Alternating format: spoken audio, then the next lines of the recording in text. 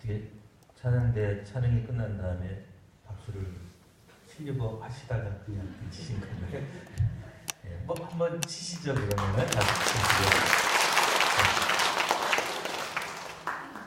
교회마다 찬양대 찬양이 끝나고 아멘 이렇게 하는 데도 있고요.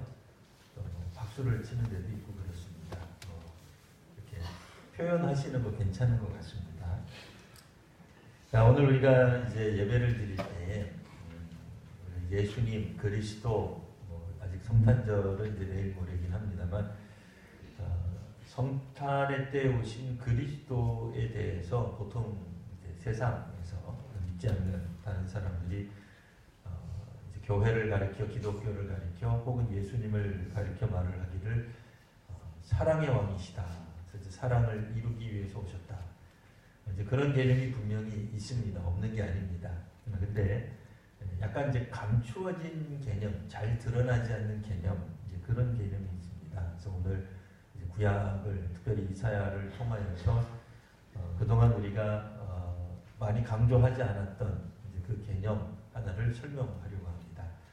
그 개념은 우리 모두가 다 알고 있듯이 죄에서 사하시는 것, 용서하시는 용서와 또 구원하시는 또 사랑하시는 그런 개념도 있지만 과연 이 구원이라고 하는 개념이 어떤 개념이겠는가 하는 부분을 조금 더 살펴보려고 합니다.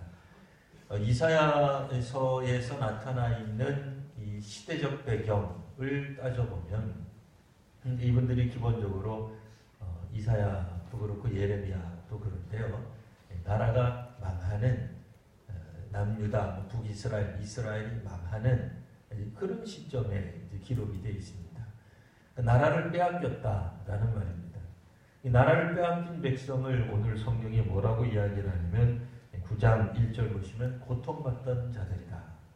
이렇게 표현을 하고 있어요.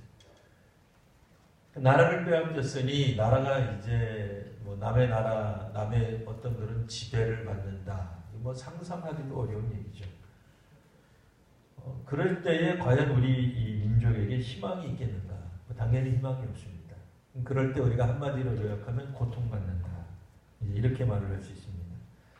자, 9장 1절에 보시면 고통받던 자들이 이제는 고통이 사라지고 빛이 임할 것이다. 오늘 성경에는 이제 흑암이 없으리로다 이렇게 표현이 되어 있는데요. 다른 성경에는 흑암이 없다. 흑암의 반대는 빛, 없다의 반대는 있다. 그러니까 이제 빛이 있다. 이제 이렇게도 이제 번역을 해놨어요. 그러니까 우리말 성경 지금 우리가 읽고 있는 고통받던 자들에게는 흑암이 없으리로다. 그러니까 이게 과거형 시제하고 미래형 시제가 막 뒤섞여 있으니까 읽다가 보면 또 사실 조금은 이제 헷갈릴 수도 있어요. 이게 무슨 말인가? 그러니까 과거에, 전에, 지금 이렇게 읽으시면 돼요.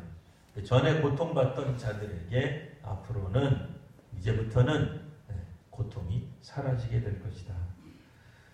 자, 그리고 이제 옛적에는 하나님이 수불론 땅, 납달림 땅이 멸시를 당하게 하셨습니다. 누가? 하나님이 이스라엘을 하나님의 백성들이 멸시를 당하게 하셨습니다.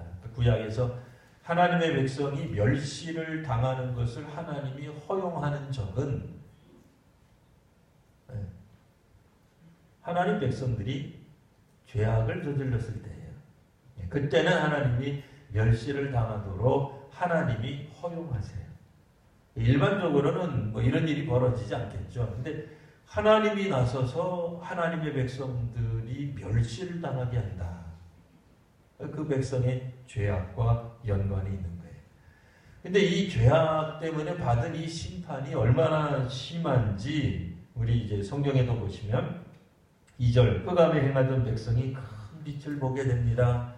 전에는 흑암에서 행했던 그러니까 흑암 가운데 있다, 악의 세력에 빠져 있다, 그렇게 읽으시면 안 되고요. 그런 뜻이 아니라 흑암에 있다라고 하는 것은 문자적으로 아무런 희망이 없는 그런 가운데서 행동하는 거예요. 살아가는 거예요. 그런데 이제는 사망의 그늘진 땅이라고도 2절에 보면 또 묘사가 되고 있습니다. 이 흑암을 사망이다. 이렇게 이제 읽을 수도 있는 거예요. 나라를 빼앗긴 사람들, 주권을 빼앗긴 사람들의 심정이 뭘까요? 예, 오늘 성경에 있는 것처럼 사망 혹은 흑암 이렇게 이제 말을 할 수가 있습니다. 이런 백성들에게 그리스도가 하나님이 오셔서 그리스도가 오셔서 구원을 베푸신다라고 하는 것은 다른 말로 말하면 해방이다라고 말할 수 있습니다. 그러니까 그리스도의 오심, 하나님의 역사하심, 하나님의 임재하심은 정치적 상황 가운데서 정치적 해방을 뜻하는 게 있어요. 우리가 생각할 때는 그냥 죄 가운데서 해방, 개인적인 어떤 죄, 우리의 어떤 힘든 것, 우리의 눈물, 눈에서는 흘리는 눈물을 닦아주시는 것, 물론 그런 영역이 있어요. 없는 건 아닙니다만 조금 더 넓은 개념으로 정치적으로 열악한 상황, 말도 안 되는 상황, 이런 상황을 주께서 바꾸어 주시겠다라는 뜻도 되어 있어요. 그러니까 기본적으로 예수께서 오심, 이제 우리는 이제 그렇게 알고 있습니다. 이제 구약에서는 이제 예수라는 이제 그런 표현이 직접적으로 없으니까요. 직접적으로 없는 게 맞답니다. 직접적으로 없으니까요. 그리스도께서 오심, 이제 그리스도 혹은 하나님의 역사하심, 하나님의 이 심판하심이라고 하는 것을 우리가 어떻게 생각해야 되느냐? 이 문자 그대로 정치적 상황에서의 개입이에요. 근데 그 얘기는 다시 한번 뒤집어서 설명하면 이 땅에 있는 정권, 이 땅에 있는 국가가 하나님의 뜻에 합당하지 못하다. 그런 것도 반증하는 거예요. 개인적으로 우리가 이제 적용을 하자면 누구도 우리가 완벽한 인간이 없습니다. 우리가 이걸 다 알고 있어요. 완전한 인간이 아무도 없어요. 죄 안 짓는 인간이 없습니다. 그럼 죄 안 짓는 집단은 있을까요? 역시 없는 거예요. 죄 안 짓는 국가가 있을까요? 역시 없는 거예요.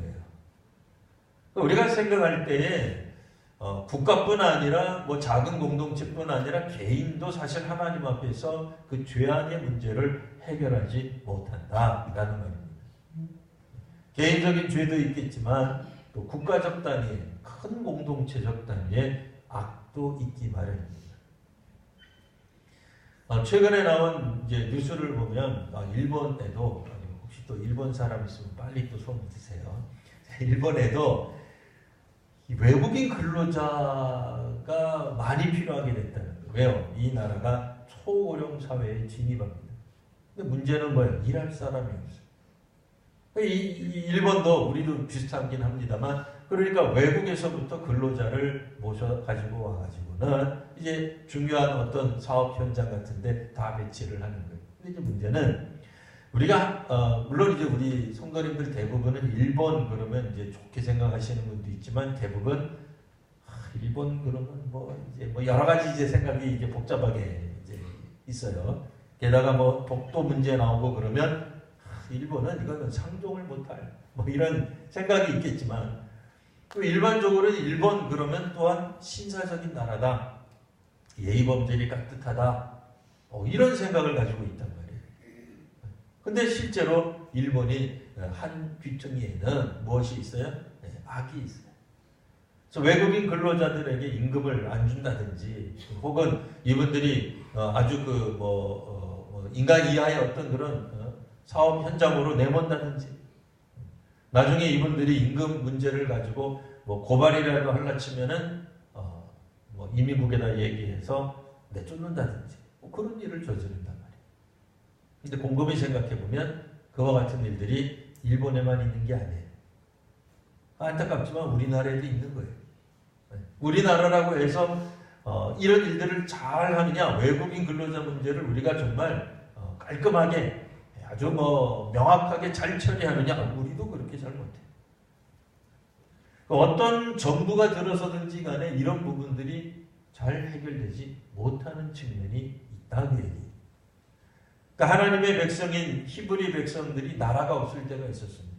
그때가 어느 때예요? 족장시대라고 보통 불리우는 때예요. 우리가 아브라함, 이삭, 야곱, 요셉 이야기할 때에 그들이 족장 시대가 있습니다. 창세기 12장부터 나와 있는 이 족장 시대의 그들은 땅이 없었어요. 나라가 없었어요. 그러니까 분명히 하나님의 백성 공동체이기는 한데 그들을 민족이라고 말을 하기에는 너무 숫자도 작았어요. 사실 요셉을 통하여서 애굽에 들어갈 때 그들의 인원을 대략 한 70여 명 이렇게 보거든요. 그러니까 민족은 고사하고 마을도 되지 않는 인원이에요. 근데 그들이 애굽에 가서 장정만 남자만 60만 명이 됩니다. 이건 상당한 숫자죠.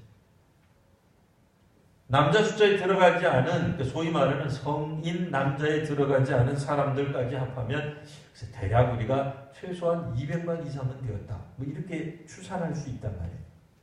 근데 문제는 그때 어떤 일이 있었어요? 4절 그들의 어깨에 뭐가 있어요? 무겁게 맨 멍에가 있습니다. 또 그들의 어깨에는 채찍이 있고 앞제에 막대기가 있었습니다. 나라가 없는 그런 히브리 민족에게 그들이 애굽 땅에서 겪어야 됐던 것은 노예 생활이었습니다. 그들에게 무겁게 맨 멍에가 있습니다. 그들은 끊임없이 일을 해야만 했습니다. 오늘 우리식으로 말을 하면 시간에 열심히 일을 하고도 하루 18시간씩 일했다 이렇게 얘기할 수도 있어요. 혹은 세금이 무거웠다 이렇게 이야기할 수도 있어요. 무겁게 맨 멍에 엄청나게 일을 했다 이렇게 볼 수도 있고 엄청나게 무거운 세금을 걷어들였다 이렇게 말을 해도 돼요. 구약 성경에서도 세금을 많이 물리기 때문에 나라가 두동강이 난 경우가 있습니다. 그 대표적인 인물이 솔로몬이죠. 솔로몬이 왕궁도 짓고 성전도 짓는다는 이유로 엄청나게 세금을 걷어들였어요. 그건 자기네 나라에서 한 거예요. 남의 나라 사람이 한 것도 아니에요. 자기네 왕이 가장 지혜롭다고 알려져 있는 왕이 우리가 생각할 때에 가장 선하다고 생각되는 왕이었어요. 우리가 생각하면 솔로몬이 통치했으니 이제 그 나라는 영원 무궁토록 잘 살아야 되잖아요. 근데 그렇지 않았어요. 솔로몬이 죽고 난 다음에 나라가 나뉘어버렸어요. 그 대표적인 이유가 그의 아들 르호보암이 왕이 되었을 때 나머지 이제 지파들의 대표들이 모여가지고는 아버지 때 세금을 많이 걷었는데 좀 우리한테는 좀 세금을 감해 주시오. 그런 부탁을 해요. 안 들어요. 솔로몬의 아들이. 우리식으로 말하면 현대식으로 말하면 되게 이상하게 들려요. 왜냐하면 그 이전 정권을 이어받은 이렇게 되는 거거든요. 그렇잖아요. 네. 진보가 되었든 보수가 되었든 누가 되었든 그 이전의 정권을 그대로 이어받은 그 다음 정권이 여전히 세금을 많이 거둔 거예요. 어떤 이유에서 거뒀는지 우리는 모르죠. 그러니까 모자란 왕궁을 더 지으려고 그랬는지 교육과 의료와 이런데 혹은 복지에 투자하려고 세금을 더 걷겠다고 얘기를 했는지 모르겠으나 그때 당시에 왕 입장에서는 당연히 왕으로서 자기가 잘 다스리기 위해서 세금을 걷어야 되겠다고 말했겠죠. 근데 문제는 과도하게 세금을 거둔 거예요. 어떻게 되겠어요? 북이스라엘과 남유다로 나뉘게 된 겁니다. 그들의 어깨에는 채찍이 있었습니다. 소위 말하는 채찍과 당근 진짜 생각하시면 돼요. 당근은 없고 채찍만 있는 거예요. 그 사람들에게 어떤 유한 정책, 유화 정책 혹은 어떤 것들을 그런 제공하지 않고 그냥 채찍만 있는 거예요. 상은 없습니다. 그 압제자의 막대기. 오늘 우리식으로 말하면 뭐예요? 독재자죠. 압제자, 독재자, 막대기. 이거는 그냥 법으로만 그냥 치리하는 거예요. 하면 그냥 경찰 보내는 거예요. 오늘 우리식으로 말하면 법에다가 문제를 이제 고발을 해서 그 사람들 이제 형사처벌 받게 만드는 거예요. 자, 이런 일이 사람이 살 수 있겠냐 말이에요. 그러니까 오늘 우리도 답답해지는데 고대 사회에서는 아무런 희망이 없는 거죠. 게다가 이제 4절 하반절에 보시면 미디안의 날과 같이 하셨습니다 라는 표현이 나옵니다. 하나님이 이제 그들의 무겁게 맨 멍에 채찍 막대기를 주께 해서 꺾으시는데 두 번째는 미디안의 날처럼 아까는 애굽이었어요. 미디안 때는 그래도 하나님의 백성 공동체인 이스라엘 사람들이 나라는 있었어요. 땅은 있었어요. 이제 이때는 가나안 땅 들어갔을 때. 시대는 어느 시대냐? 사사시대를 말해요. 그러니까 족장시대가 끝나고 나서 그 다음에 우리 아시는 바와 같이 애굽으로 들어가서 한 수백 년간, 대략 한 400년간의 세월이 흐릅니다. 그리고 이들이 약 40여 년간의 광야 생활을 마치고 가나안 땅에 들어가는데 그때는 왕이 없었어요. 이스라엘 사람들에게는 왕이 없었어요. 누가 있었어요? 일단은 사사라고 하는 특별한 사람들이 있었어요. 소위 말하는 항존직 같은 개념은 아니에요. 나라가 민족의 위기가 막 발생이 되면 갑자기 어느 한 동네에 있던 사람이 어떤 그런 깨달음이 와요. 소명을 받아요. 그러면 그 사람이 마치 영웅처럼 나타나서 그 민족을 이끌고 그 민족을 외적의 침략으로부터 막아내는 역할을 했던 사람들이 사사입니다. 미디안의 날에 활약했던 사사는 기드온이에요. 기드온. 그러니까 기드온이 물리친 사람들 외적이 바로 미디안 족속이었습니다. 근데 이 미디안 족속의 날 이렇게 표현이 되어 있으니까 우리가 생각할 때는 해방의 날, 그러면 해방된 날이잖아요. 어린이날, 그럼 어린이를 위한 날, 미디안의 날, 그럼 미디안을 위한 날 같잖아요. 근데 사실은 그런 날이 아니에요. 미디안의 날은 미디안이 대패한 날을 말해요. 사실은 기드온의 날이 더 적절할 것 같은데 오늘 우리 성경에 보면 미디안의 날이라고 묘사를 하고 있어요. 미디안이 날 크게 패했기 때문에 그래요. 자, 이제 요약을 하면은 하나님은 애굽 땅에서도 그때는 이스라엘 사람 히브리 민족이죠. 히브리인들에게는 왕이 없었어요. 사사시대 때도 왕이 없었어요. 여하튼 어떤 시대를 막론하고 하나님은 하나님의 백성들이 민족적으로 국가적으로 위기를 당할 때 곤란함을 당할 때 나타나 주셨다. 이제 그 말씀이에요. 자, 그래서 오전에도 보시면 어지러이 싸우는 군인들의 신, 그들의 군화는 어떻게 돼요? 어지러이 싸우는 군화. 왜 어지러이 싸워요? 자기들끼리 싸웠습니다. 성도님들이 잘 아시는 바와 같이 기드온이라고 하는 사람이 영웅이기는 해요. 사사기는 한데 그 사람이 무슨 군사적으로 전략적으로 뭘 잘한 게 있나요? 없어요. 잘한 게 있다 그러면 뭐예요? 300명 줄인 거예요. 그것도 하나님 말씀에 따라. 그럼 그 300명은 뭘 잘했어요? 물 마실 때 무릎을 꿇고 좌우를 살피면서 물을 마신 것밖에 없어요. 그들이 칼을 잘 썼나? 그런 것 같지 않아요. 활을 잘 썼나? 그런 것 같지도 않아요. 그럼 뜀뛰기를 잘했을까? 그런 것 같지도 않아요. 그러니까 물만 잘 마셨어요. 성경을 보면. 물 한 번 잘 먹다가 갑자기 용사로 발탁이 됐어요. 근데 이 300명이 미디안의 수많은 군사들과 더불어 싸울 때 한 행동이 있어요. 직접 안 싸웠어요. 우리가 생각할 때 300대 몇 그러면 한참 싸워야 되잖아요. 영하 300이라는 것도 있어요. 엄청나게 싸워요. 근데 이 300명은 안 싸워요. 사실 안 싸웠다고 말하기는 어렵죠. 싸우긴 싸웠는데 뭘 갖고 싸워요? 항아리 갖고, 횃불 갖고 싸워요. 항아리 깨고 횃불 높이 든 거 말고는 한 일이 없어요. 사실 기드온의 날이라고도 말하고 싶지만 기드온과 300용사가 그다지 한 게 별로 없어요. 전략적으로 말하면 뭘 했는지 잘 모르겠어요. 근데 중요한 건 뭐예요? 수만 명이나 되는 미디안 사람들이 자기들끼리 싸워요. 혹시라도 정 궁금하시면 여러분들이 저 남산에 올라가가지고 항아리 한번 깨면서 이렇게 횃불 한번 흔들어 보세요. 그럼 적들이 자기들끼리 싸우나?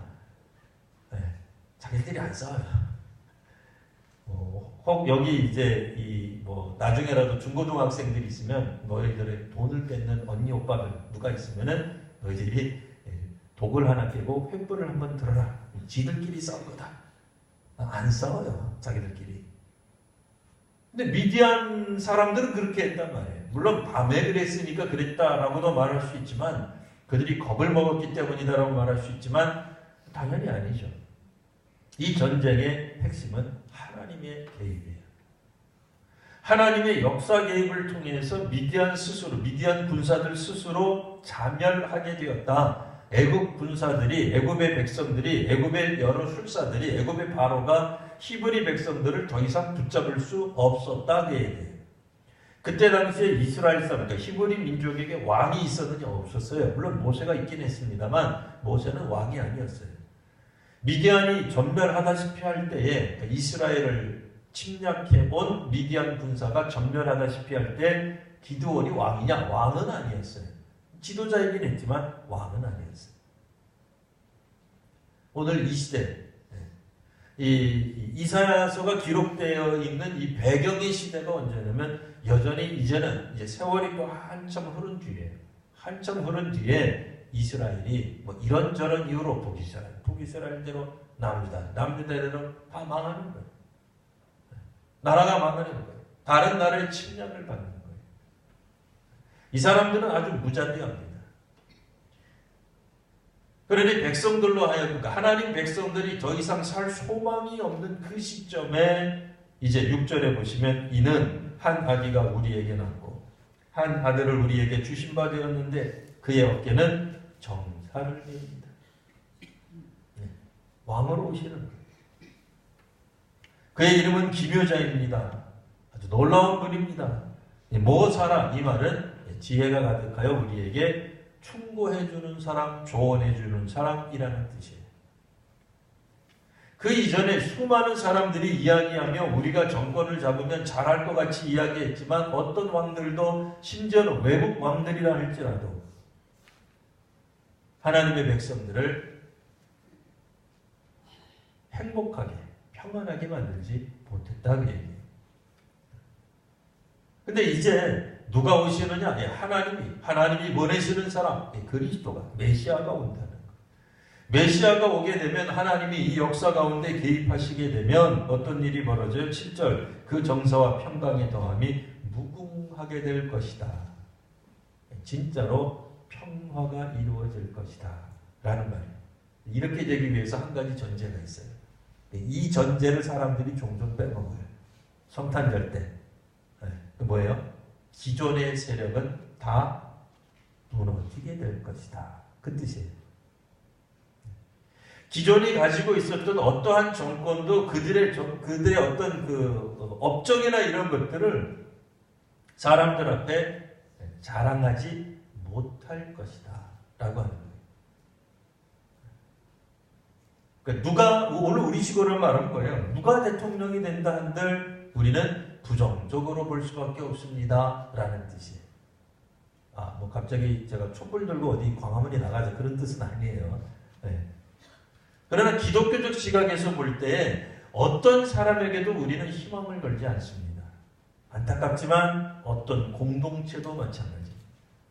어떤 교회에 가면 은혜가 더 있다. 물론 그렇게 말을 할 수 있지만 기독교적 관점에서는 그렇게 인정하지 않아요. 누가 대통령이 되면 이 나라 사람들이 평화가 넘칠 것이다. 물론 오늘날 우리 현 대통령이 남과 북의 어떤 평화를 위해서 수고하고 애쓰는 건 있어요. 그걸 부정하자는 얘기는 아니에요. 네. 그러나 온전히 평화를 이룰 대통령은 없는 거예요. 국가도 없는 거예요.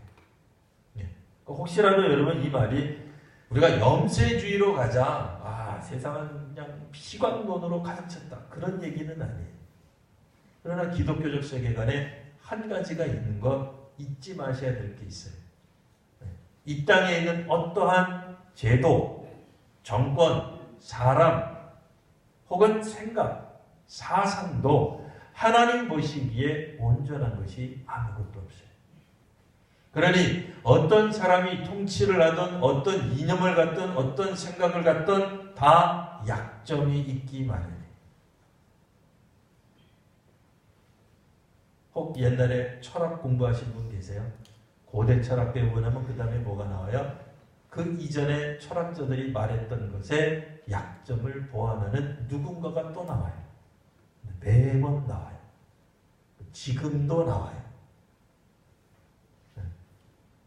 계속 나오는 거예요. 계속. 혹시 대학에서 공부하신 분 있으십니까? 학위 논문이 계속 나와요. 우리가 같으면 안 나와야 되잖아요. 이제는. 이쯤 되면 안 나와야 돼. 계속 나와요. 여전히 우리는 부족해요. 모자란 게 있어요. 정치도 마찬가지입니다. 경제도 마찬가지입니다. 그러니 우리가 볼 때는 괜찮다라고 생각하는 그 사회 속에서도 그것이 일본이든 미국이든 대한민국이든 어디든 어떤 사람은 이제는 평화가 이루어졌다라고 생각할지 몰라도 누군가는 어두움 가운데 있는 사람들이 여전히 있는 겁니다. 병원에 있는 사람이 될 수도 있어요. 여전히 우리 사회 가운데 우리들의 눈이 미치지 못하는 곳에 있는 사람들이 될 수도 있습니다. 어떠한 사람들도 어떠한 정권도 어떠한 조직도 우리 모든 사람들을 행복하게 만들어줄 수 없다. 그 얘기예요. 그때에 누가 오시느냐? 주께서 보내신 사람이 오게 됩니다. 그러면 7절에 보시면 다윗의 왕자와 그의 나라에 군림하여 그 나라를 굳게 세웁니다. 지금 이후로 영원히 정의와 공의로 그것을 보존하실 것입니다. 정의와 공의는 수많은 정권을 가진 사람들이 외치는 주제이기는 하나 그건 그들만의 정의예요. 안타깝지만 가세는 개편이에요. 초록은 동색이에요. 자기 편 사람들은 감싸주기가 어느 사회, 어느 집단에서든지 다 일어나요. 여러분 그런 거 보고 너무 실망하지 마세요. 보편적으로 다 일어나는 거예요. 사실 공평하죠. 법 앞에는 누구나 다 공평하죠. 네. 말은 그래요. 근데 실제로는 그렇지 않잖아요. 법 적용하는 사람들, 재판관들 다 다르게 해석하고 적용시키는 거예요. 남에게는 아주 그냥 최고형을 부여하지만 자기 사람들 같으면 법을 어떻게든 피하게 해준단 말이에요. 그런 사회 속에서 우리들은 부조리를 느낄 수밖에 없습니다. 답답함을 느낄 수밖에 없습니다. 새로운 정권이 들어서면 이제 좀 나아질까 하는데 또 다른 부패가 여전히 일어나는 겁니다. 지금 정권이 잘 사용하는 말을 빌려서 말한다면 적폐를 청산해야 되나? 이 정권 안에도 적폐가 생겨난단 말이에요. 제가 예언하는 게 아니라 일반적으로 모든 역사가 그렇다는 뜻이에요. 그럴 때 오늘 우리들이 가져야 되는 희망이 어디에 있느냐? 이 세상의 것이 아닌 하나님의 것, 하나님의 나라야만이 우리를 구원하시는 하나님 나라, 하나님의 왕국이 되는 것입니다. 우리 기독교가 믿는 신앙은 물론 우리가 살고 있는 이 시대의 정권 혹은 이 시대, 이 당대를 완전히 무시하는 건 아닙니다. 우리가 이곳에서 땅을 밟고 호흡하며 살아가고 있습니다. 그러나 분명한 것은 이 시대에 우리의 희망을 걸지 않는다라고 하는 겁니다. 여전히 개혁하고 사람들이 살만한 곳 그리고 하나님의 문화가 이 땅에 펼쳐지도록 애를 쓰고 수고하지만 누구도 어떤 선교사든 교회든 목회자든 평신도든 그것을 이 땅에서 이룰 수 있다고 생각하지는 않는다 말입니다. 그저 겸손히 우리는 하나님 나라가 올 때까지 끊임없이 주님의 말씀에 따라 봉사하고 사랑할 뿐입니다. 그러니까 주님께서 오늘 우리들에게 주시는 희망은 사실은 이 땅에 속해 있는 희망이 아닙니다. 그리스도가 오심은 물론 초림 때는 그렇지 않았으나 재림 때는 분명히 이 땅의 모든 것들이 다 사라지고 하나님 나라에 들어가는 일이 발생하게 될 것입니다. 오늘 우리의 믿음이 혹시라도 이 땅에 속해 있는 것 너무 사랑하지 마십시오. 이 땅에 소망을 두기 시작하면 틀림없이 우리들은 한편으로 어두움과 절망을 느끼게 될 겁니다. 이 땅에 있는 것이 아니라 하나님이 다스리시고 하나님이 우리의 왕이 되시는 그리스도의 오심, 그리스도의 재림을 기대하는 우리 귀한 성도님들 되시기를 바랍니다. 기도하겠습니다. 거룩하신 주님, 그리스도께서 오셔서 이 땅에 새로운 하나님의 나라를 완성하시고 이루시는 것을 저희들이 다시 한번 소망합니다. 로마가 아니라 혹은 이 땅에 있는 어떤 나라가 아니라 하나님의 나라가 저희들 가운데 임하게 하여 주시옵소서. 또한 하나님 나라를 소망하며 나아가는 주의 백성들에게 오늘도 하나님이 은혜를 더하여 주시옵소서. 거룩하신 우리 구주 예수님 이름으로 기도드리옵나이다. 아멘.